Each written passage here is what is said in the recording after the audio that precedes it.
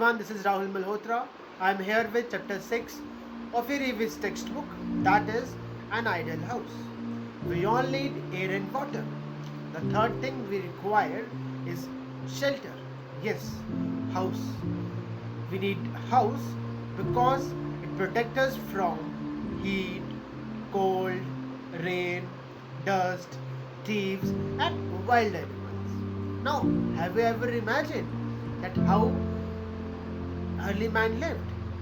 Yeah, early man lived in caves. They lived in caves to protect themselves from wild animals. They were also called caveman. But later on, they just started using wood and leaves to just build a safe shelter. Now, was this shelter a ideal house? No, it is not an ideal house. So let's try to understand that what are the features of an ideal house. First and the foremost features of an ideal house is ventilation. Second is sunlight and air. Third, sanitation. Fourth is open space. An ideal house should have all these four features. So let's try to understand all these things one by one. First, ventilation. Whenever we just move into a room or a classroom, the first thing we do is open all the windows. We do so that the stale air, that is the bad air that was present inside the room, just go away and the fresh air from outside just come in. We need fresh air to live. For that, we should have plenty of windows in our room. Therefore, the free flow of fresh air in and out of your classroom or house is called ventilation. We should have a proper chimney installed in our house so that the smoke that is produced during cooking just go off easily from the house. We should also grow green plants around our house because green plant keeps the air fresh and clean. Hawa Mahal is a very good example of ventilation. Less number of windows, and it is also called as the summer residence of the king. Second is sunlight. Nobody wants to live in dark. Sun is the ultimate source of light and energy to the earth.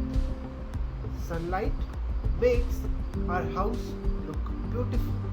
Yeah, it makes our house look bright. On the other hand, it also kills the disease causing germs and protect us from various illness. We should have open space and number of windows so that more and more sun rays, sunlight can enter into our house. Sunlight helps our body to produce vitamin D, and vitamin D is very important for our bones. Third is sanitation. As we all know, cleanliness is next to godliness. We should keep ourselves and our surrounding clean, as clean and neat surrounding keeps us fresh and healthy. On the other hand, we should have proper drainage and disposal of sewage wastewater that is coming from kitchen and toilets, that is called as sanitation.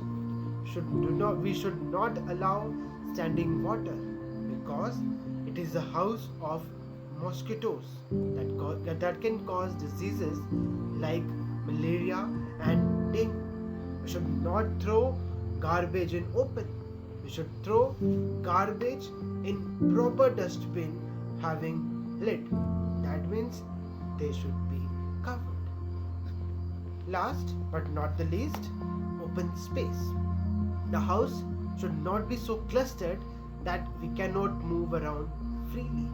Different things should be placed at different places so that we can move freely as well as they can be cleaned out nicely. All about this chapter. In the next video, we'll just try to understand and complete the book exercise of this chapter. Till then, good day. Thank you.